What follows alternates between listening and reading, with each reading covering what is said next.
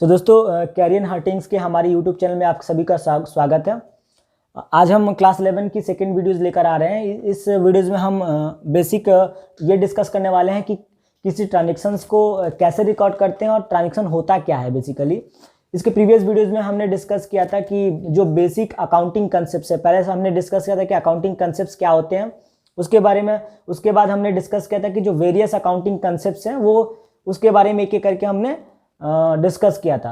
अब हम प्रोसीड करते हुए आगे डिस्कस करने वाले हैं कि किसी ट्रांजेक्शन्स को हम रिकॉर्ड कैसे करेंगे और बेसिकली ट्रांजेक्शन होता क्या है। ठीक है, तो आइए चलते हैं, हम आगे बढ़ते हैं। अच्छा, तो अभी हम डिस्कस करने वाले हैं कि किसी ट्रांजेक्शन्स को रिकॉर्ड कैसे करते हैं। रिकॉर्ड करने के पहले हम ये समझते हैं कि ट्रांजेक्शन होता क्या है, जिसे हम बिजनेस ट्रांजेक्शन भी अगर कहें। मान लीजिए कोई एक इवेंट है,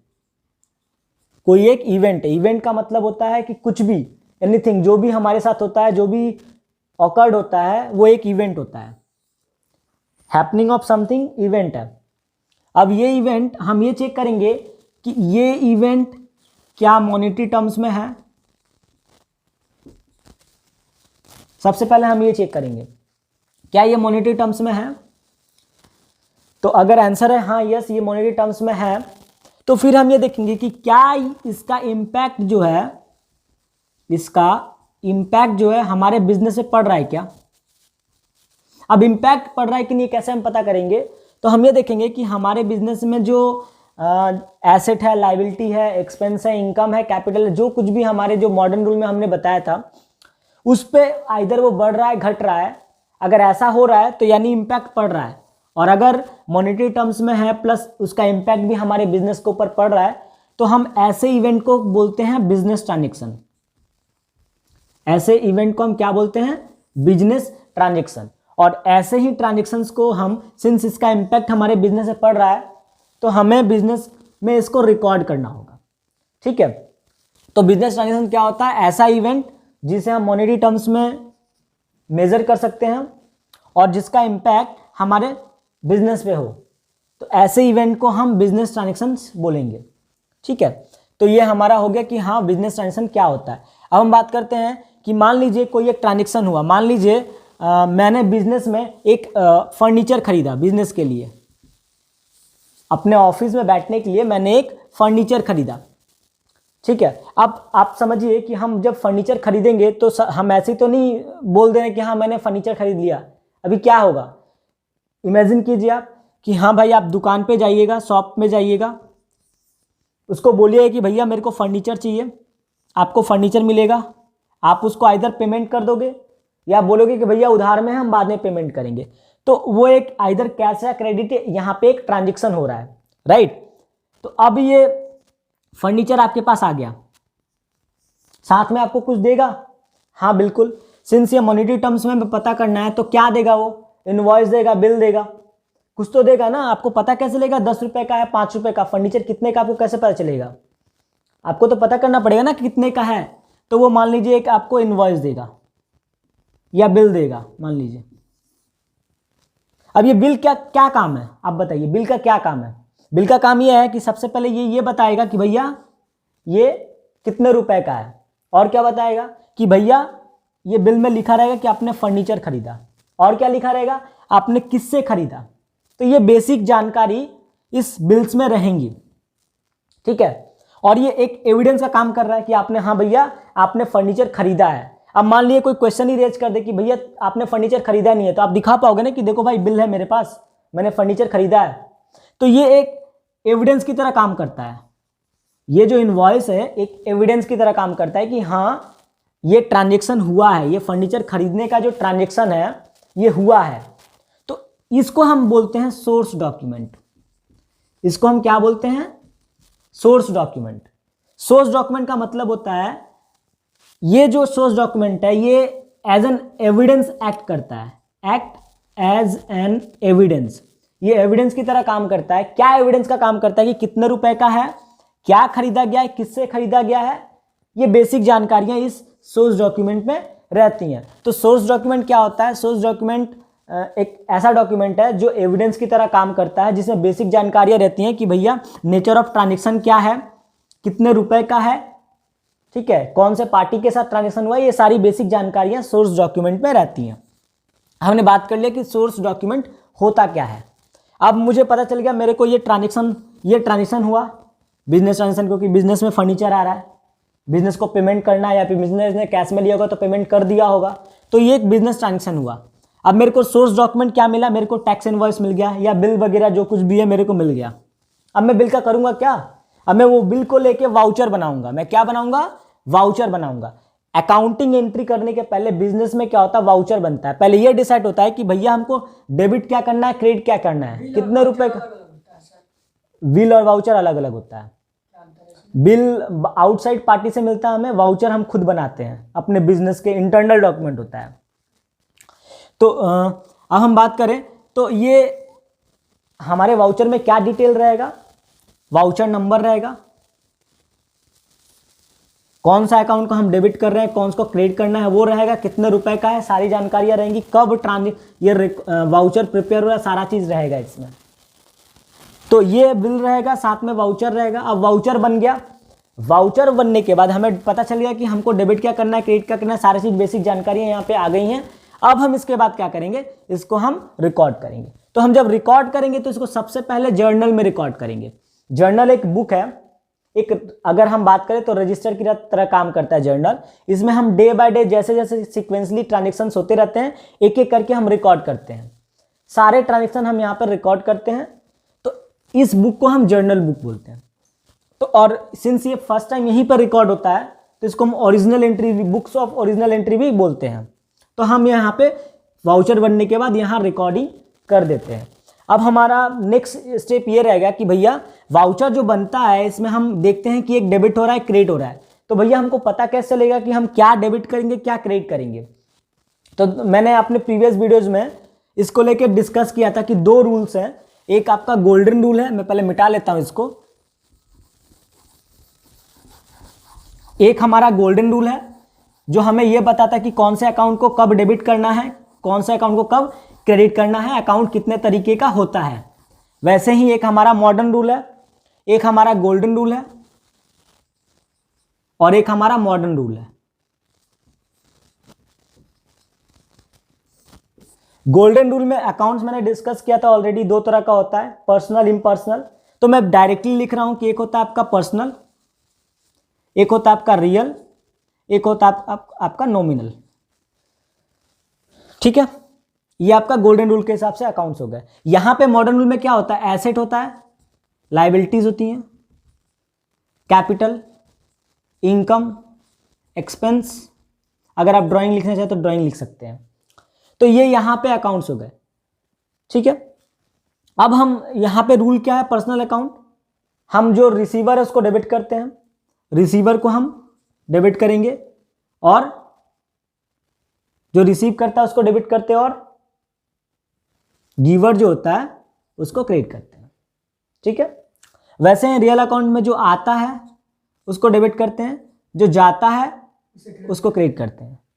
वैसे नॉमिनल अकाउंट में एक्सपेंस एंड लॉसेस को डेबिट करते हैं, इनकम एंड गेन्स को क्रेडिट करते हैं। यहां पे एसेट, एक्सपेंस, ड्राइंग, ये तीनों जो हैं इंक्रीज होंगे तो डेबिट होंगे, डिक्रीज होंगे तो क्रेडिट होंगे। वैसे ही लायबिलिटी, कैपिटल और इनकम, ये इंक्रीज होंगे तो क्रेडिट होंगे और डिक्रीज होंगे तो डेबिट होंगे। ये हमारा बेसिक रूल था, हमने इसको ऑलरेडी डिस्कस किया था।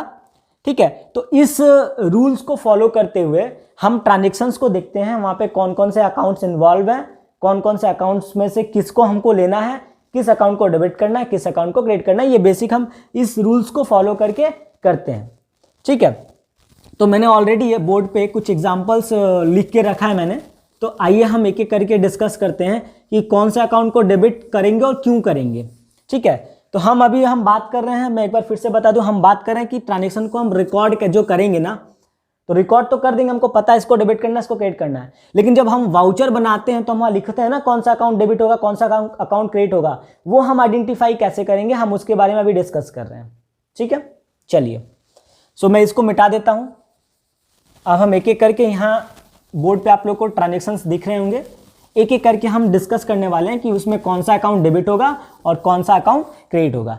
तो आइए सबसे पहले बात करते हैं, यहाँ आपको दिख रहा होगा सबसे पहला ट्रांजेक्शन है बिजनेस स्टार्टेड विथ कैश। अब यहाँ पे क्या हो रहा है आप समझिए, ये आपका बिजनेस है, ये बिजनेस है और ये आप बिजनेस के मालिक हो, राइट। आपने बिजनेस को स्टार्ट किया कैश के साथ, यानी आपने बिजनेस कैश के साथ स्टार्ट किया। इसका मतलब क्या होता है कि भैया बिजनेस स्टार्ट किया, पॉकेट में 10 रुपया था, आप 10 रुपये बिजनेस में लगा दिए, तो बिजनेस के पास तो 10 रुपये आ गए ना। और अगर आपने प्रीवियस वीडियो देखा होगा तो वहां पे एक कंसेप्ट था एंटिटी कंसेप्ट। ये क्या बोलता है कि बिजनेस और ओनर जो है वो डिस्टिंक्ट पर्सन है, एक दूसरे से भिन्न है, अलग है। यानी अब ये 10 रुपये बिजनेस को मिला है, बिजनेस ने इसको कुछ दिया है, क्योंकि ट्रांजेक्शन जो होता है वो गिव एंड टेक होता है। अगर किसी एक को गेन हो रहा है दूसरे को लूज होगा, कॉरस्पॉन्डिंग किसी और जगह पे दूसरे को गेन होगा उसको लूज होगा, तो यार गिव एंड टेक होता है यहाँ पे। इसको 10 रुपये बिजनेस को तो मिल गया, ओनर को क्या मिला? कुछ नहीं मिला। यानी बिजनेस के पास कैश आया, क्योंकि भैया कैश आ गया ना बिजनेस के पास, तो कैश इन्वॉल्व है यहाँ पे, ठीक है। अब बताइए कि यहाँ पे और क्या है, बिजनेस में पैसा आया, क्यों आया पता है? नहीं पता है। बिजनेस स्टार्ट हुआ है, क्यों आया नहीं पता है, लेकिन किसने दिया है पता है क्या? हाँ, ओनर ने दिया है, मालिक ने दिया है। तो मालिक गिवर है, तो गिवर हम यहाँ पे मालिक बोल सकते हैं, अभी हम मालिक ही लिख रहे हैं। मालिक को हम कैपिटल के नाम से भी जानते हैं, यानी गिवर है, और गिवर क्या होता है? क्रेडिट होता है, तो हम इसको क्रेडिट कर देंगे। और कैश कम्स इन, कैश तो दिखता है ना, कैश आ रहा है तो इसको हम डेबिट कर देंगे। तो हमारा इसका यहाँ, यानी हम कैश को डेबिट करने वाले हैं इस ट्रांजेक्शन्स में। ये जो ट्रांजेक्शन है इसमें कैश को हम डेबिट करेंगे और कैपिटल को क्रेडिट करेंगे, ठीक है। समझ में आप लोगों को क्यों हुआ? ठीक है, चलिए अब हम इसके बाद के ट्रांजेक्शन को डिस्कस कर लेते हैं। इसके बाद का ट्रांजेक्शन है आपका बॉट गुड्स फॉर कैश, यानी गुड्स जो है कैश में खरीदा गया। अब सबसे पहले हम बात करते हैं गुड्स होता क्या है। सबसे पहले तो हमें ये जानना होगा कि गुड्स होता क्या है। तो हम बात करें तो गुड्स का मतलब बेसिक अगर हम मीनिंग समझे तो गुड्स मतलब हमारा जो हम जिसमें डील करते हैं, नेचर ऑफ बिजनेस हमारा जो है, नेचर ऑफ बिजनेस जिस स्टॉक में डील करता है ना, गुड्स को स्टॉक बोलते हैं, जिस स्टॉक में डील करता है ना। लाइक अगर मान लीजिए मेरा फर्नीचर का बिजनेस है, मैं फर्नीचर खरीदता बेचता हूँ तो फर्नीचर मेरे लिए गुड्स हो जाएगा। मैं मशीन खरीदता बेचता हूँ तो मशीन मेरे लिए गुड्स है। मतलब मेरा नेचर ऑफ बिजनेस जिस चीज़ में डील करता है उन चीज़ों को हम गुड्स बोलेंगे, ठीक है। और गुड्स हमें दिखता तो है लेकिन हम उसको रियल अकाउंट नहीं बोलेंगे, क्यों? हम तो हमारा बिजनेस ही वही है। यानी अगर गुड्स हम खरीदें तो मेरे लिए खर्चा एक्सपेंस होगा, गुड्स हम बेचेंगे तो हमारे लिए इनकम होगा, तो हम उसको नॉमिनल के हिसाब से सोचते हैं। यानी गुड्स अगर हम खरीदेंगे तो परचेज अकाउंट में रिकॉर्ड करेंगे, ये आपको थोड़ा समझना पड़ेगा। और अगर सेल करेंगे तो सेल्स अकाउंट में रिकॉर्ड करेंगे। सेल्स परचेज इसलिए रिकॉर्ड करेंगे क्योंकि हमारा नेचर ऑफ बिजनेस जो है वो गुड्स को में डील कर रहा है। तो हम गुड्स तो बहुत सारे गुड्स होंगे ना, या एक भी गुड्स हो सकता है। हम अगर इसको नाम लिखेंगे, नाम का मतलब है कि हम उसको रियल अकाउंट मान रहे हैं। रियल अकाउंट मान रहे हैं मतलब उसको हम एसेट मान रहे हैं। गुड्स हमारा एसेट नहीं है। क्वेश्चन में तो ऐसा नहीं है ना, परचेज तो नहीं दिया, परचेज नहीं दिया रहेगा। गुड्स जब भी रहेगा हमको समझना पड़ेगा कि हम उसको परचेज करेंगे तो परचेज में डील करेंगे और सेल्स करेंगे तो सेल्स में डील करेंगे। क्योंकि गुड्स हमारे पास जो आ रहा है, गुड्स हमें दिख रहा है कि हमारे पास गुड्स आ रहा है, लेकिन गुड्स आ रहा है इसका मतलब ये नहीं कि वो उसको हम रियल अकाउंट मान लें। ये गलत हो जाएगा। क्यों गलत होगा? क्योंकि गुड्स जो है ना वो हमारे लिए एक्सपेंस है, हम उसको ला रहे हैं तो मेरा खर्चा हो चुका है, ठीक है। वैसे ही गुड्स अगर जा रहा है तो हमारे लिए सेल्स हो रहा है, इसको हम सेल्स में रिकॉर्ड करेंगे, ठीक है। यानी गुड्स क्या होता है? गुड्स जो होता है हम हमारा नेचर ऑफ बिजनेस जो है जिस चीज़ों में डील करता है उन चीज़ों को हम गुड्स, हो सकता है कि मेरे लिए जो गुड्स हो सामने वाले के लिए एसेट हो सकता है, लेकिन सिंस मैं उसमें डील कर रहा हूं इसलिए मैं उसको एसेट नहीं मानूंगा, उसको गुड्स मानूंगा। और गुड्स के लिए हमेशा मैं क्या, कौन सा अकाउंट मानूंगा? अगर गुड्स खरीदूंगा तो परचेज अकाउंट में रिकॉर्ड करूंगा, गुड्स अगर बेचूंगा तो सेल्स अकाउंट में रिकॉर्ड करूंगा, ठीक है। अच्छा, तो अब यहाँ पे ट्रांजेक्शन है कि गुड्स मैंने कैश में खरीदा है, यानी कैश जो है, कैश चला गया मेरे पास से, और जो चला जाता है कैश तो रियल है, कैश चला गया मतलब मैं इसको क्रेडिट करूंगा। अब एक चीज़ समझिए, मैंने गुड्स परचेज किया है, अब परचेज मेरे लिए क्या एक्सपेंस है कि इनकम है? क्योंकि परचेज तो दिखता नहीं है, मेरे को क्या दिखा कि गुड्स आ रहा है, लेकिन मैंने किया क्या? परचेज किया। तो यानी परचेज जो है वो नॉमिनल अकाउंट है, और नॉमिनल अकाउंट में एक्सपेंस एंड लॉसेस क्या होता है? डेबिट होता है। तो हम इसका एंट्री क्या करेंगे? परचेज डेबिट होगा टू कैश, ये हमारा ट्रांजेक्शन हुआ। ठीक है, हम बात करते हैं इसके अगला ट्रांजेक्शन के बारे में। अगला है open book bank account with cash. यानी मेरे पास कैश था, ये बैंक है, मैं बैंक के पास गया, मैंने बोला भैया मेरे को अकाउंट खुलवाना है, मैंने 500 रुपये जमा किया, अकाउंट मेरा खुल गया। अब यहाँ पे देखो आप, मेरे पास से क्या गया? कैश गया, कैश चला गया। अब जब चला जाता है तो उसको हम क्या करते हैं? क्रेडिट करते हैं। तो कैश को हम क्रेडिट कर देंगे। अब एक चीज़ समझिए, बैंक तो एक थर्ड पार्टी है। अब बैंक कैश को क्या कर रहा है? रिसीव कर रहा है, राइट? तो रिसीवर को हम क्या करते हैं? डेबिट करते हैं। तो अभी हम एंट्री क्या करेंगे? बैंक को डेबिट करेंगे, क्योंकि बैंक रिसीव कर रहा है। ठीक है, एक चीज़ मैं बता दूं कि बैंक जो होता है ना, उसको हम पर्सनल अकाउंट भी मानते हैं और उसको हम रियल अकाउंट भी मानते हैं। अलग अलग सिचुएशन में अलग अलग चीज़ मानते हैं। जैसे अगर यहाँ पे एज ए पर्सन में यहाँ पे ये रिसीव दे रहा है, ले रहा है, एज ए पर्सन काम कर रहा है, बट वही अगर मैंने बैंक का चेक काट दिया या किसी ने मेरे को बैंक का चेक दे दिया, वहाँ पे बैंक इन्वॉल्व नहीं हो रहा है, बैंक का डॉक्यूमेंट इन्वॉल्व हो रहा है। उस केस में वो दिखता है और उस केस में हम उसको रियल अकाउंट ट्रीट करते हैं। ठीक है, तो इसके लिए क्या होगा? बैंक डेबिट होगा, कैश क्रेडिट होगा, क्योंकि कैश चला गया बैंक वाले के पास, बैंक ने कैश को रिसीव कर लिया और रिसीवर डेबिट होता है। हम बात करते हैं बॉट गुड्स फ्रॉम सुजय। मैंने बॉट किया, क्या किया? गुड्स किया। किससे किया? सुजय से किया।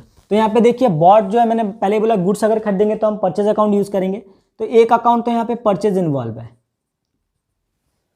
ठीक है, एक तो यहाँ सूरज है, सुजय जो भी हो, सॉरी सुजय है। यहाँ पे बोला नहीं है कि कैश में है कि क्या है। अगर कैश में नहीं बोला है, अगर कैश में नहीं बोला है, ठीक है, तो आप इसको क्रेडिट में मान सकते हो या कैश में मान सकते हो, लेकिन आपको फिर लिखना पड़ेगा कि भैया मैंने माना कि कैश में। अगर बेसिक अगर आप देखोगे तो सिंपल सा, अगर बुक के हिसाब से आपको जाना है तो आपको ये देखना होगा कि कैश बोला है कि नहीं, कैश नहीं बोला है, क्या नाम बोला है? हाँ नाम बोला है। तो ऐसे ट्रांजेक्शन्स को हम क्रेडिट मान के रिकॉर्ड करते हैं। ठीक है, तो यहाँ पे गुड्स मैंने सुजय से उधार में खरीदा, मतलब मेरे पास से कैश जा ही नहीं रहा है, यानी परचेज तो डेबिट होगा, परचेज मेरा खर्चा है, परचेज को मैं डेबिट कर रहा हूँ। अब क्वेश्चन है कि मैं क्रेडिट क्या करूँगा? ठीक है, कैश मेरा नहीं जा रहा। अब एक चीज़ आप समझो, यहाँ पे मैंने परचेज तो कर लिया, अब जब मैंने परचेज किया तो ये गुड्स को दे रहा है कि ले रहा है? ये गुड्स को सुजय जो है वो गुड्स दे रहा है कि ले रहा है? मेरे से गुड्स दे रहा है। और सुजय पर्सनल अकाउंट है, और पर्सनल अकाउंट जब गिवर बनता है तो उसको हम क्या करते हैं? क्रेडिट करते हैं। तो यहाँ पे सुजय को हम क्रेडिट कर देंगे। दूसरे लॉजिक से अगर हम समझे तो सुजय को मुझे पैसा देना है, मॉडर्न रूल के हिसाब से सुजय को मैं पैसा दूंगा, बट अभी नहीं दे रहा हूँ, मेरे लिए ऑब्लिगेशन है, मेरे को फ्यूचर में पैसा देना है, यानी वो लाइबिलिटी है मेरे लिए। तो लाइबिलिटी अगर बढ़ रहा है, क्योंकि पहले सुजय को पैसा देना नहीं था, अब देना है, लाइबिलिटी बढ़ रहा है, और लाइबिलिटी जब इंक्रीज होता है तो उसे क्या करते हैं? हम क्रेडिट करते हैं। तो आप दोनों रूल के हिसाब से समझ सकते हो कि हाँ, अकाउंट जो डेबिट करना वो डेबिट ही आएगा दोनों रूल के हिसाब से, या क्रेडिट भी आएगा। तो इसका क्या होगा? Purchase account debit to Sujay. ठीक है, नेक्स्ट हम बात करते हैं withdrew office cash from bank. Bank से हमने ऑफिस के लिए कैश निकाला, मतलब बैंक यहाँ पे पैसा हमको दे रहा है और कैश मेरे पास आ जा रहा है, यानी बैंक क्या है? गिवर है, और कैश मेरे पास इंक्रीज हो रहा है, कैश बढ़ रहा है, कम सिन हो रहा है। तो कैश को मैं क्या करूंगा? डेबिट करूंगा, बैंक को क्रेडिट करूंगा। कोई दिक्कत है यहाँ पे? कोई दिक्कत नहीं है। ठीक है, फिर एक बार बता दूं, कैश मेरे पास आ रहा है, व्हाट कम्स इन डेबिट, तो मैंने इसको डेबिट कर दिया। बैंक पर्सनल अकाउंट है, बैंक गिवर है, मेरे को कैश दे रहा है, तो गिवर क्या होता है? क्रेडिट होता है, तो टू बैंक, ये एंट्री हो जाएगा cash account debit to bank. अगर यही होता ऑफिस का कैश नहीं निकाल रहा, अपना पर्सनल खर्चा के लिए अगर मालिक बैंक से निकाल रहा है, तो बैंक तो गिवर है, टू बैंक हो जाएगा, कोई दिक्कत नहीं है। बट ये कैश जो है वो क्या बिजनेस में आया? नहीं, मालिक ने अपने पास रख लिया, और मालिक जब अपने पास रख ले रहा है, यानी मालिक को मेरे को एक लायबिलिटी मैंने क्रिएट किया था जब बिजनेस स्टार्ट हुआ था, तो यानी मालिक अपने वो बिजनेस से पैसा निकाल रहा है, तो मैं कैपिटल को डेबिट कर सकता हूँ, राइट, क्योंकि कैपिटल कम हो रहा है। उसने 10 रुपये दिया था, 2 रुपये अभी इस समय निकाल ले रहा है, तो 8 रुपये देना, तो लायबिलिटी तो कम हो रहा है। लेकिन हम कैपिटल नहीं दिखा के हम ड्राइंग भी दिखा सकते हैं, बट लॉजिक सेम है, ड्राइंग को हम डेबिट करेंगे। जब कैपिटल को डेबिट करने वाले थे, कैपिटल की जगह हम ड्राइंग को डेबिट करेंगे, क्योंकि ड्राइंग भी मालिक को ही रिप्रेजेंट करता है। हम डेबिट वाले चीज़ों को, डेबिट एंट्री के लिए हम एक सेपरेट अकाउंट खोल लेते हैं, ड्राइंग, ठीक है। तो यहाँ पे अभी इसके लिए क्या होगा, कैश। और उस समय अगर ड्राइंग है, ड्राइंग मतलब पर्सनल, मालिक को रिप्रेजेंट करता है, और मालिक पैसा निकाल लेगा, तो ऑब्वियसली कैपिटल जो है वो डिक्रीज हो रहा है। डिक्रीज हो रहा है मतलब क्या होगा, डेबिट होगा, तो हम कैपिटल की जगह ड्राइंग लिख देंगे। अगर खुद के खर्चे के लिए मालिक निकाल रहा है तो एंट्री क्या होगा, ड्राइंग टू बैंक, ठीक है। क्यों होगा, समझ में आया। अगर कुछ फर्दर कुछ ट्रांजेक्शन्स में दिक्कत हो रहा है तो आप कमेंट में मेरे से पूछ सकते हैं, मैं रिप्लाई करूंगा, ठीक है। अच्छा, फिर यहाँ पे है पेड टू सुजय। सुजय को फुल सेटलमेंट में पेमेंट किया। बहुत ही इंपॉर्टेंट चीज है, डिस्काउंट। डिस्काउंट कितने तरह का होता है, एक होता है आपका क्वांटिटी डिस्काउंट, एक होता है आपका ट्रेड डिस्काउंट, एक होता है आपका कैश डिस्काउंट। क्वांटिटी डिस्काउंट का मतलब होता है एक्सेस आपको क्वांटिटी मिल गया, उसके लिए पैसा नहीं लिया गया। एक्सेस क्वांटिटी मिला, पैसा नहीं लिया गया, रेट जो है वो कुछ यूनिट्स के लिए लिया गया, कुछ यूनिट्स के लिए नहीं लिया गया। At the time of purchase आपको पता चल जाता है, ऐसे डिस्काउंट को हम क्वांटिटी डिस्काउंट बोलेंगे, ठीक है। ट्रेड डिस्काउंट, ट्रेड डिस्काउंट होता है आपका, मान लीजिए आप जाके नेगोशिएशंस कर रहे हैं, उसने बोला भैया 10 रुपये दाम है, आपने बोला भैया 9 रुपये में दे दो, मान गया वो 9 रुपये में, ठीक है चलो, बिल काट दिया 9 रुपये का, तो ये जो 1 रुपये कम दिया ना, ये 1 रुपये हम ट्रेड डिस्काउंट बोलते हैं, क्योंकि हम नेगोशिएशन के टाइम में ही ये डिस्काउंट हमें मिल जा रहा है। अब उसने 9 रुपये में आपको बेच दिया, बेचने के टाइम में उसने बोला भैया अगर कल दे दोगे ना और 1 रुपये में कम आपको छोड़ दूंगा, मतलब अगर कल तक पेमेंट करोगे तो आपको 9 नहीं करना, आपको 8 करना है, और मैंने कल पेमेंट आके कर दिया, अब बताओ मेरे को कितना पेमेंट करना है, 8 रुपये करना है, तो यहाँ पे भी तो 1 रुपये मिला, मेरे को कम देना पड़ा ना। यहाँ पे इसको हम बोलते हैं कैश डिस्काउंट। जब मेरा ट्रांजेक्शन हो गया एक प्राइस पे, उसके बाद अगर मैं कम, मेरे को सामने वाला कुछ डिस्काउंट दे रहा है, वैसे डिस्काउंट को हम कैश डिस्काउंट लेंगे। हम अकाउंटिंग कैश डिस्काउंट का करते हैं, ट्रेड डिस्काउंट का अकाउंटिंग नहीं करते हैं, और क्वांटिटी डिस्काउंट का भी अकाउंटिंग नहीं करते हैं, ठीक है। अब देखिए फुल सेटलमेंट वर्ड का मतलब क्या होता है। फुल सेटलमेंट का मतलब होता है, मान लीजिए मैं राम को 10 रुपये देने वाला हूं, मैं राम के पास गया, भैया ये लो 9 रुपया, अब रखो, अब हमारा हिसाब किताब खत्म। मैंने 9 रुपये दिया, हमारे हिसाब किताब में तो 10 रुपये लिखा हुआ है, लेकिन मैंने क्या किया, 9 रुपये दिया। अब मैं क्या 1 रुपया दूंगा, नहीं, मैंने तो बोल दिया कि हमारा हिसाब खत्म, अब ना मैं आपको कुछ दूंगा ना आप मेरे से कुछ लोगे, बट यहाँ पे 1 रुपया कम दिया मैंने। अब सिंस जब ट्रांजेक्शन हुआ था तब रिकॉर्डिंग 10 रुपया में हुआ था, जब ट्रांजेक्शन हुआ था तो रिकॉर्डिंग कितने में था, 10 में हुआ था। मैंने दिखाया था कि भैया मेरे को राम को लायबिलिटी 10 रुपये कर दिया था मैंने, फिर मैंने कुछ खरीदा होगा, मान लीजिए परचेस मैंने एंट्री किया, अब मैंने लायबिलिटी तो 10 रुपये दिखाया, अब जब मैं पेमेंट कर रहा हूं तो उसको तो 9 ही रुपये दे रहा हूं, मानी राम रिसीवर है कैश का यहाँ पे अभी, तो राम को मैं डेबिट 9 रुपये कर रहा हूं। अब अगर मैं 1 रुपये और डेबिट नहीं करता हूं तो यानी बुक्स में मेरा तो 1 रुपये रह जाएगा, दिखेगा कि राम को पेमेंट करना है, तो मेरे को यानी 10 रुपये ही डेबिट करना पड़ेगा, तो मैं 9 रुपये डेबिट नहीं कर सकता, मैं 10 रुपये ही डेबिट करूंगा। कैश मेरे पास से जा रहा है, कितना रुपया गया मेरे पास से कैश, 9 रुपया गया, तो मैं यहाँ 9 रुपये। अब एक चीज समझिए, डेबिट कार्ड तो मैच ही नहीं कर रहा, करेगा भी कैसे, 10 रुपये उसको नहीं, मेरा 10 रुपये कैंसिल हो रहा है मेरे बुक्स उसके नाम से, बट मेरे से कैश कितना गया है, 9 रुपया, 1 रुपये कम दिया ना मैंने, वो मेरे लिए क्या इनकम है कि एक्सपेंस है, इनकम है। मैं उसको डिस्काउंट रिसीव्ड अकाउंट में डालूंगा, कहाँ डालूंगा, डिस्काउंट रिसीव्ड। मैंने डिस्काउंट मेरे को मिला ना, मैंने दिया थोड़ी ना, मेरे को मिला, उसने मेरे को डिस्काउंट दिया तो मैंने तो रिसीव किया डिस्काउंट ना, 1 रुपया डिस्काउंट दे दिया उसने मेरे को, 10 रुपये मेरे को देना था, बोला 9 रुपये दो, मैंने ही बोला भैया 10 रुपये की जगह मैं 9 रुपये दे रहा हूँ, तो मेरे को तो डिस्काउंट मिला, मैं 1 रुपये यहाँ रिकॉर्ड कर दूंगा। अभी 10 क्रेडिट हुआ, 10 डेबिट हुआ, मैच कर गया। तो हम इसके लिए फुल सेटलमेंट जब भी होगा हम समझेंगे कि भैया जितना देना है उसके पूरे उसके बुक से पूरा नाम काटना है, जितना कैश जा रहा बाकी का मेरा इनकम हो गया, अगर मैं पेमेंट कर रहा हूं तो, राइट। वैसे ही मेरे को भी तो कोई पेमेंट करेगा। अब मान लो मैंने अपने बुक्स में लिखा है कि मेरे को राम से 10 रुपये मिलने वाला है। राम आया, बोला भैया 9 रुपया लो, कैंसिल, अब कुछ नहीं देना है। तो भैया मेरे तो कैश मेरे पास तो 9 ही रुपये आ रहा है, बट मेरे बुक से राम का नाम तो 10 रुपये कट रहा है। अब 1 रुपये तो डेबिट कम पड़ गया, अभी पैसा मेरे को मिलेगा भी नहीं, तो मेरे लिए तो खर्चा हो गया ना। ये मेरे लिए डिस्काउंट अलाउड हो गया, डिस्काउंट अलाउड 1 रुपया। यानी जब मुझे कोई फुल सेटलमेंट में देगा तो मेरे लिए डिस्काउंट अलाउड होगा, क्योंकि भैया कम दे रहा है। अब जब मैं दूंगा किसी को तो मेरे लिए इनकम होगा, ठीक है। अच्छा, अब हम बात करते हैं गुड्स रिटर्न टू। मान लीजिए रिटर्न अगर गुड्स होता है, अगर मान लीजिए रिटर्न हो रहा है, मैंने गुड्स जब खरीदा था तो मैंने परचेस को डेबिट किया था, और मान लीजिए मैंने उधार में खरीदा तो मैंने जिससे खरीदा उसका नाम मैंने लिख दिया। अब मैं रिटर्न कर रहा हूं तो भैया उसको मेरे को पैसा देना मैंने दिखा दिया। अब तो मैं रिटर्न कर रहा हूं तो मैं पैसा थोड़ा ना दूंगा उस सामान का जो रिटर्न कर रहा हूं, तो फिर तो इसको रिवर्स करना पड़ेगा, सुजय को फिर डेबिट कर दो भाई।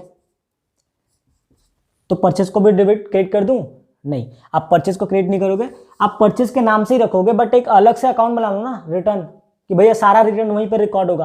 अगर आपको जानना, अगर आप इसी में खरीदने वाला भी रिकॉर्ड करोगे, वापस करने वाला भी रिकॉर्ड करोगे, आपको अगर ये जानना हो कि साल भर में आपने कितना सामान रिटर्न किया, आप एक एक करके जोड़ना पड़ेगा आपको, तो आप सेम अकाउंट में एक अलग से परचेज रिटर्न खोल दो ना। ये एडजस्ट इसी से होगा लास्ट में, लेकिन आपको पता चल जाएगा कि आपने पीरियड में कितना रिटर्न किया। आपको एक एक करके ऐड नहीं करना पड़ेगा इस रजिस्टर को खोल के, ये अलग से आपके पास रजिस्टर बना हुआ है, ठीक है। तो इसलिए हम परचेज रिटर्न क्रिएट कर देंगे। हम इसी को क्रिएट कर रहे हैं, लेकिन हम इसके नाम से नहीं करें, इसमें ही रिटर्न का एक अकाउंट खोल के रखें अलग से, ताकि हमें पता चल सके, ठीक है। वैसे ही अगर हमने सेल किया है, वैसे ही हमने अगर सेल किया, तो सेल जब हमने किया होगा तो किसी को उधार में किया होगा या कैश में किया होगा। मान लीजिए उधार में किया, तो राम को मैंने सेल किया, उसको मैंने डेबिट किया, टू सेल से लिख दिया मैंने। अब भैया पैसा मेरे को देना मैंने दिखाया, लेकिन अब मैं रिटर्न कर रहा हूं सामान, तो पैसा दूंगा क्या? या वो मेरे को रिटर्न करे तो पैसा देगा क्या? ये तो मेरे को रिटर्न कर रहा है सामान, पैसा मेरे को नहीं देगा, तो अभी तो मेरे को इसको रिवर्स करना पड़ेगा। तो मैं राम को क्रेडिट कर दूंगा कि हाँ भैया पैसा अब नहीं देगा, तुम कैंसिल कर रहा हूं कुछ रुपया। अब सेल्स भी तो रिवर्स करना है, सेल्स को डेबिट कर दूं, सेल्स को फिर सेम प्रॉब्लम आएगा। अगर आपको जानना है कि भैया कौन से पार्टी से कितना रिटर्न आया पूरा साल भर में, या टोटल रिटर्न कितना आया, आप आइडेंटिफाई नहीं कर पाओगे, आपको सेल्स में भी खोजना पड़ेगा कौन कौन सा रिटर्न है। अलग से एक रिटर्न अकाउंट बना दो, सेल्स रिटर्न अकाउंट, इसको डेबिट कर दो। आप कर इसी को रहे हो, ये एडजस्टमेंट इसी के साथ माइनस हो जाएगा जब अकाउंट्स बनाओगे तो, बट अभी के लिए अलग रखो ना, आप बाद में आइडेंटिफाई कर पाओगे कितना रिटर्न हुआ है। इसलिए सेल्स अकाउंट को आप इसी को डेबिट करे हुए मान के चलोगे, बट रिटर्न एक अलग से बना दिए, क्यों? आइडेंटिफाई कर पाओगे कितना रिटर्न आपको पास आया है, ठीक है। तो ये था आपका जब रिटर्न होता है। तो सेल्स का ऑलरेडी मैंने एंट्री बताया, cash received in full settlement मैंने बताया, ठीक है। तो ये बेसिक कुछ एग्जांपल्स हमने लिए और जाना कि कैसे क्या सोच के हम उसको डेबिट करते हैं, क्रिएट करते हैं, ठीक है। फर्दर हम नए वीडियोज में मिलने वाले हैं नेक्स्ट क्लास में। मीनवाइल मेरा रिक्वेस्ट है आप लोगों से कि कुछ दिक्कत हो, कोई जनरल एंट्रीज में दिक्कत हो रहा है, कोई कंसेप्ट में दिक्कत हो रहा है, कमेंट सेक्शन में आप मेरे को बताइए, मैं उसके ऊपर वीडियोज बनाऊंगा। और चैनल को सब्सक्राइब कर दो, लाइक कर दो और शेयर करना मत भूलना, ठीक है। हमारे चैनल सीए हर्टिंग्स में वीडियोज देखने के लिए थैंक यू।